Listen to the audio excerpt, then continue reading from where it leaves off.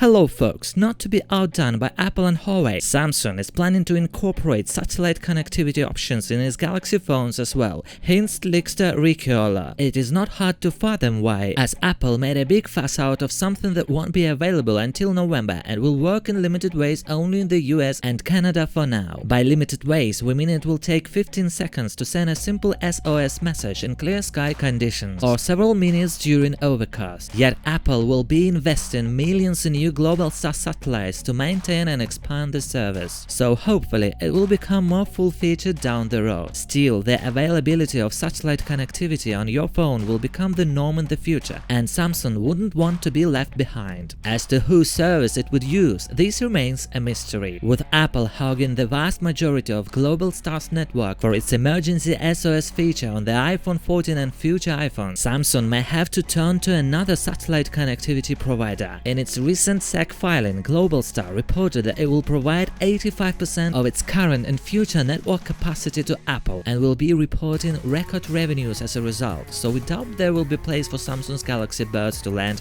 on that particular perch anymore. Rather than chasing Apple's satellite connectivity providers, Samsung may turn to the able and willing Elon Musk, whose Starlink satellite service has already been in talks with Apple, even though the team from Cupertino ultimately went with Globalstar. Starlink, on the other hand, is in a brouhaha with the aspiring 5G network carrier Dish, which hogs a bunch of 12 GHz spectrum and wants to use it for terrestrial 5G network deployment as well. Elon Musk's SpaceX, on the other hand, argues that its Starlink satellite internet service needs the 12 GHz spectrum as well, but isn't excited about sharing it with the two-way 5G terrestrial network on the same band. According to SpaceX, the parent company of Starlink, the interference from this move could render its satellite service virtually inoperable, so it remains to be seen what would Samsung decide about it. Now, the battery that will be used inside the Galaxy S23 Plus has appeared in a certification database. Safety Korea, a South Korean agency that certifies batteries, has certified the Galaxy S23 Plus's battery. In comparison, the Galaxy S22 Plus battery was certified in September 2021, and that could mean that the Galaxy S23 series could be launched in February 2023. As per the battery's model number, it will be used in the SM-S916B, which is the Galaxy S23 Plus's model number. The battery is manufactured by China's ATL, which also makes batteries for the Galaxy Flip 4 and the Galaxy Fold 4. Unfortunately, the image is quite blurry and the text printed on the battery is unreadable, so we don't know the Galaxy S23 Plus battery capacity yet. The South Korean firm might not change the battery capacity by a lot, as power efficiency improvements of the Snapdragon 8 Gen 2 and the OLED panel might be enough to improve the battery life. It is possible that the Galaxy S23 and the Galaxy S23 Ultra's batteries will be certified soon, and hopefully we can have clearer pictures to know their battery capacities. All upcoming high-end phones from Samsung could bring display and camera improvements, faster processors and new software features. We will let you know as soon as there is something interesting. Thanks for watching, bye bye.